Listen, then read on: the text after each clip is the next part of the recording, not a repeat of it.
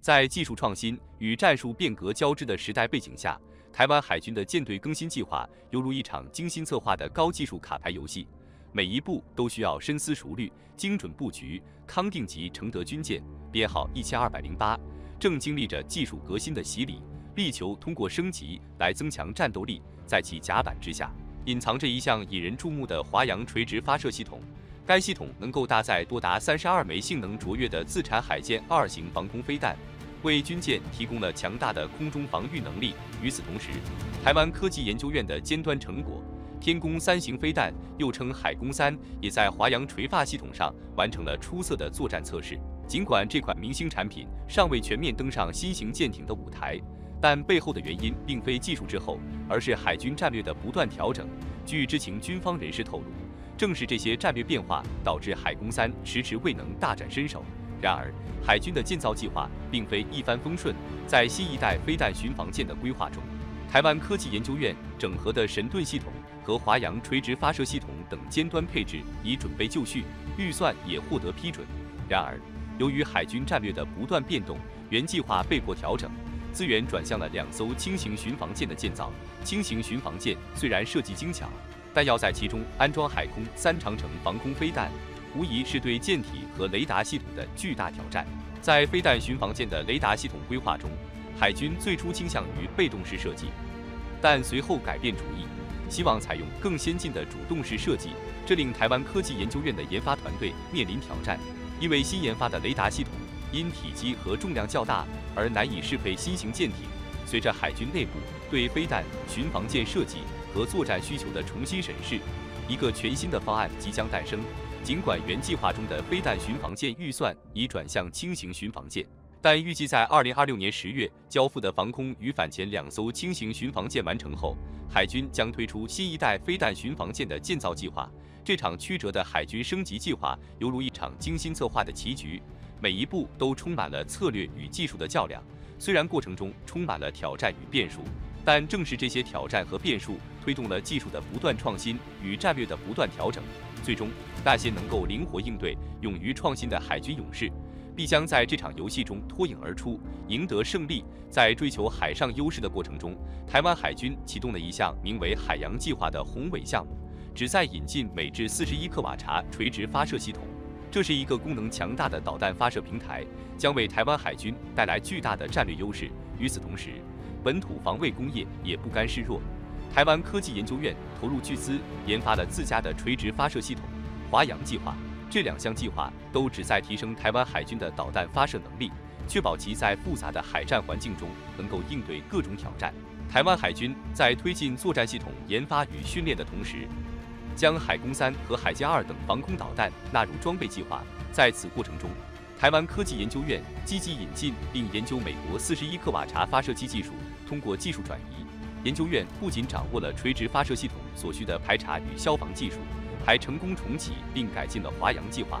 2020年，海剑2防空飞弹在陆上测试验证中取得圆满成功，展示了其多样化的发射方式。无论是采用华阳垂直发射系统，还是传统的倾斜发射箱模式，都体现了对未来战争形势的精准把握。2021年4月7日，在备受关注的台湾委员会质询中，法委员陈柏惟对海剑2海宫3的技术源头提出了疑问，询问是否与美国洛马集团有关。对此，台湾科技研究院回应称，将在了解详细情况后私下说明。到了2021年5月，在法院的说明会上，研究院明确表示，其自产的垂直发射系统并非依赖美方技术，而是基于自身强大的研发实力。进入2022年，联合报的报道透露，法国在协助台湾升级康定级军舰的过程中，愿意共享技术知识，以优化台湾科技研究院的垂直发射系统。这不仅有助于与舰上的法制作战系统整合，还能有效避免在使用华阳岸41克瓦查发射器时可能涉及的知识产权问题。华阳垂直发射器的研发之路并非一帆风顺，经过严苛的陆上测试后，它即将迎来海上测试的新阶段。此次测试计划在高雄号测试舰上进行，预计于2023年实施。这一连串的技术挑战与国际合作，展现了台湾海军在技术创新道路上的决心与实力。2023年8月23日，《自由时报》报道，海剑2海空3防空飞弹与华阳岸垂直发射系统的组合，在高雄号测试舰上成功完成作战测评。这一里程碑式的事件，标志着台湾科技研究院在垂直发射系统领域取得了重大突破。华阳岸垂直发射系统不仅能与海剑2完美搭配，还能兼容体型更大的海空3，展现了其出色的兼容性和操作灵活性。在2023年9月中旬的台北航太军事展上，台湾科技研究院向世界展示了配备华阳计划垂直发射系统的海射剑2防空飞弹。这款中程防空飞弹凭借其全天候多目标打击、全向性垂直发射和快速转向等先进特性，以及折叠翼增程加力器、推力向量控制机构和特别设计的发射箱，赢得了广泛关注。其垂直发射构型支持一坑4弹的紧凑装填方式海剑2，而海空3则采用一发一管的高效装填模式，彰显了其在作战中的高度灵活性和适应性。在台湾海军的新一代作战系统训练专案中，海空3型防空飞弹项目占据着举足轻重的地位。这一项目源自陆基天宫3型防空飞弹，不仅体现了台湾对自我防御能力的坚定追求，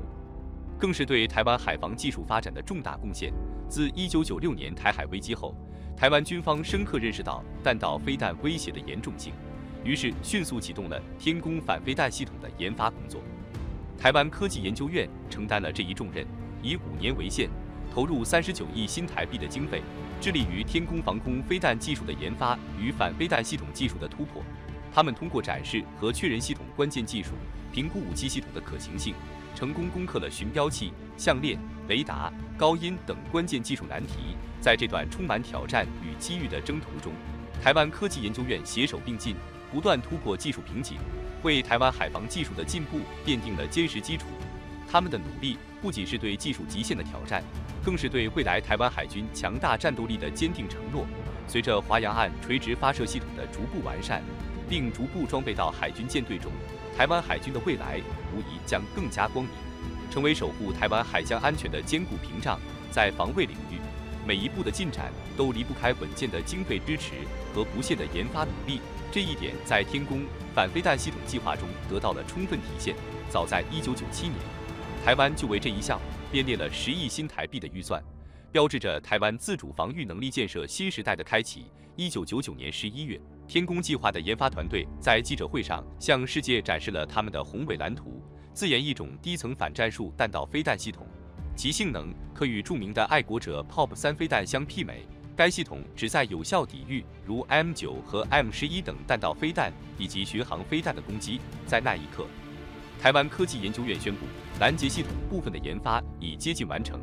而长城预警雷达系统的建设也在紧锣密鼓的进行中，预计将在2005或2006年完成研发任务。随后，天宫反弹道飞弹计划进入了关键的展示确认阶段，这一阶段在2001年圆满完成。这一年见证了项目的重要飞行测试首次举行，也标志着天宫3型正式进入工程发展的新阶段。台湾科技研究院的研发团队在系统构型的确认、性能的优化以及提高系统生产和维护便利性等方面付出了巨大努力。他们发现，原本用于天宫1、2型的长白相位阵列雷达，由于体积庞大、重量过重且未能满足反弹道飞弹需求，已无法满足天宫3型的高标准。面对这一挑战，台湾科技研究院迅速应对，推出了探测距离超过1000公里的长山相位阵列雷达，并随后推出了便于机动部署的中程3维相对射控雷达，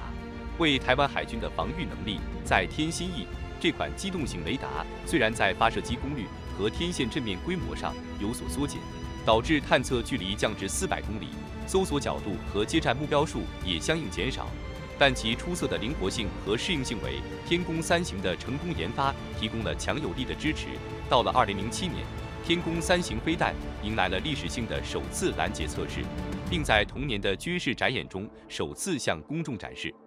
向世界宣告了台湾防卫科技的新成就。进入2009年，工程发展阶段的所有任务圆满完成。紧接着，台湾空军负责了作战测试评估阶段，对武器系统的性能、效益和适应性进行了全面评估。通过多次拦截式射击，成功验证了单发与联播射击方式，在面对气息式目标与战术弹道飞弹时，展现了多目标同时接战能力。尽管在随后的某次测试中，挑战弹头的寻标器未能成功启动，导致测试失败，量产计划因此被迫延后，但台湾科技研究院的研发团队并未气馁，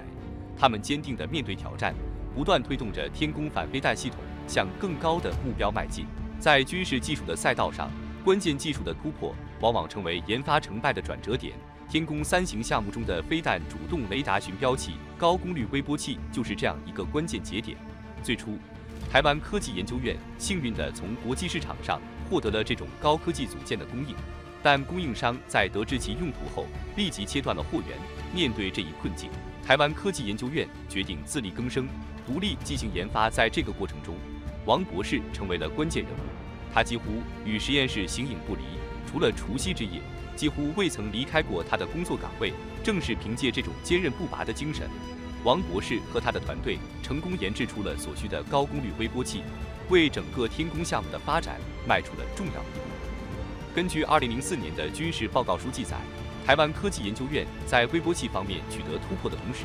还成功研制了多项其他关键技术。这些技术包括小型液体火箭和推进剂触控系统。这些技术使得天宫3型在拦截弹道飞弹时，能够通过侧向推力系统控制弹体直接撞击目标。此外，先进的弹头关键技术也被开发出来，可能是指将高爆破片弹头的破片飞散方向集中于目标，以达到更大的毁伤效果。为了确保能直接击毁弹道飞弹，还采用了反应式破片弹头。其中，战斗部使用全新的含能物质，在击中目标时能够引发高温高压化学反应，其杀伤半径远超传统破片弹头。2007年10月10日，天宫3型正式亮相。虽然其弹体外形与气动结构与天宫2型颇为相似，缺乏明显的侧向推进或姿态控制喷口，暗示其性能或许未能完全满足最初的设定目标。与备受期待的爱国者 POC3 相比，天宫3型的性能可能仅接近爱国者 POC2 Plus 的级别。同时，当时的法委员也透露出天宫3型研制存在延误的情况。然而，即便面临这些挑战，天宫3型仍通过引入更新的电子组件和改良的控制软件，实现了性能的显著提升，射程也有望得到进一步拓展。2014年9月的预算报告为天宫3型的未来描绘了一幅清晰的蓝图。在104年度的军事预算中，台湾规划了高达748亿3466万6千元新台币的资金，用于在2015至2024年间生产12套天宫3型防空飞弹系统，并对17处阵地进行整建。该专案被称为废柴2号，原计划定于2015年至2023年完成，但鉴于敌情威胁的日益严峻，2021年预算增加至842亿余元新台币，并将执行进度中的70%推迟至2026年。这充分表明，尽管面临重重挑战和延误，天宫3型项目仍在科技进步与军事需求的推动下稳步前行。通过不懈的研发和战略规划，台湾在自主防卫的道路上正朝着更高的目标迈进。随着时间的推进，台湾在防空系统建设上迈出了重要步伐，具体体现在天宫3型防空飞弹系统的部署上。为了加强全岛的防空能力，台湾在全岛范围内约8到9个关键地点陆续开始部署天宫3型防空系统阵地。这些新部署的阵地正积极准备战备状态，构建起台湾防空的坚实屏障。从经济性角度看，天宫3型的造价及维护成本远低于同类的爱国者 POC3 系统，购置成本仅为 POC3的1/6，维护成本更是低至1/11。这为台湾的财政和军事提供了更大的灵活性和空间。面对日益紧张的两岸关系和不断提升的战备压力，台湾科技研究院在2018年启动了包括天宫3型在内的各型飞弹产量增产项目。通过新建量产工厂，天宫3型防空飞弹的年产量从48枚增加至96枚。这一举措标志着天宫357系统正式进入大规模生产阶段，也为台湾区域防空系统的构建奠定了坚实基础。随着这一进程的推进，台湾正逐步淘汰老旧的英式地对空飞弹，构建起与美制爱国者防空飞弹并驾齐驱的先进区域防空体系。技术方面，天宫3型采用单级高燃速固态火箭，具备机动垂直发射能力，最大速度超过5马赫，展现出卓越的气动操控性能。能够有效拦截高速动态目标。此外，天宫3型在导引技术上实现了创新，中途导引阶段通过射控雷达的协助，将信息上链传输给飞弹，修正其终端导引阶段的内容。在飞弹接近目标时，启动毫米波主动雷达寻标器，提供高精度导航信息，使飞弹能够更精准地接近目标。当目标进入隐性作用范围后，天宫3型将启用专项性弹头，利用高能破片集中摧毁来袭目标。在性能层面，量产型天宫3型表现出色，其射高能力达到45公里，彰显出强大的覆盖范围。每套天宫357系统具备同时追踪高达150个目标，并有效拦截其中24个目标的能力，这充分展现了其卓越的多目标处理能力。更为值得一提的是，天宫3飞弹能够承受高达35G 的机动过载，并在极端高温环境下耐温能力达到惊人的摄氏2000度，确保了其在复杂战场环境中的稳定性和可靠性。天宫3型的射控系统同样令人瞩目，该系统集成了机动箱、列雷达、战术中心、电源车、通信中继和发射架等关键组件，形成了一个全面而高效的作战体系。这套系统不仅能够应对高性能战斗机、巡航飞弹、反辐射飞弹及短程战术弹道飞弹等多种威胁，而且其灵活的机动性能极大地提升了战场生存率。基础的操作单位为连级，每个连都能独立执行作战任务，也可响应上级的指挥调度，确保了作战的灵活性和高效性。此外，天宫3型武器系统还可利用无线通信中介实行分散部署，进一步增强了战区覆盖能力和作战灵活性。在2023年12月13日这个特殊的日子里，第1届军事科技贡献奖的颁奖典礼上，台湾科技研究院系统发展中心主任林俊村成为了众人瞩目的焦点。他因对台湾军事科技做出的巨大贡献而获得了这一殊荣。陈建仁行政院长在致辞中高度评价了林俊村的杰出贡献，称赞他不仅主导了多个飞弹武器系统的研发项目，而且成功引导团队应用复合技术，显著提升了飞弹在稀薄空气层中的操控性能。更值得一提的是，在射控雷达的开发上，林俊村充分利用了台湾在半导体科技领域的领先优势，独立研发出了全新的主动式电子扫描阵列雷达。这一创新不仅实现了硬件的突破，还配套了自主研发的软件，大幅提升了台湾在安全技术领域的自主能力，打破了以往在关键雷达技术上依赖国外的局面。除了上述成就外，林俊村还在天宫3型武器系统的量产作业中发挥了关键作用。他运用系统工程的方法，整合了跨领域的高端技术，成功克服了关键技术瓶颈，使武器系统的生产与加工过程更加高效，成本更低。这一努力不仅将研发成果成功推向了量产阶段，还大大缩短了武器系统的采购周期，降低了生产成本。在完成天宫3型武器系统后，林俊村并未止步，他又带领团队启动了名为“强攻专案”的增程型反弹道飞弹计划。自2014年底起，这一计划就在法院外交与军事委员会的报告中得到了提及，并在2015年获得了总额为71.1875万2千元新台币的研发预算。与原版天宫3型相比，增程型的设计使射高从45公里提升至了70公里，进一步增强了台湾防空系统的能力。据2018年9月10日的报道，台湾科技研究院在天宫3型飞弹于2011年完成作战测评后，随即启动了天宫3型2.0的升级研究计划。此次升级旨在增强飞弹的射程，提高对中程弹道飞弹的拦截能力。尽管项目初期面临挑战，如2013年9月是射中寻标系统未能成功锁定目标，但研发团队通过不懈努力和重新评估，决定对系统进行重大改进，采用识别度更高的开波段主动雷达寻标器，并全面升级软件。这些改进显著提升了寻标系统的侦测距离至20公里以上，极大增强了飞弹拦截目标的精确度，为台湾防御增添了一份坚实保障。在天宫3型的增程版本研发中，台湾军事科技领域取得了显著的技术突破。与原始型号采用的单级固态火箭不同，增程型采用了双级固态火箭推进系统，显著提升了射程和最大高度。这种设计使第1级火箭将弹体推升至平流层后分离，随后由第2级火箭接管，利用侧向推力在稀薄大气层中实现精确机动，直至接近并锁定目标。为了进一步优化射程，天宫3增程型对部分弹体进行了轻量化设计，采用玻璃纤维强化塑胶制造，有效延伸了飞行距离。由于增加了第2级火箭，弹体长度和体积显著增加，因此发射车也进行了重新设计，以适应新飞弹。增程型天宫3的性能甚至可与美国爱国者2型导引性能加强型 HAWK-2GAM-T 反弹道飞弹相媲美。2020年12月26日的报道显示，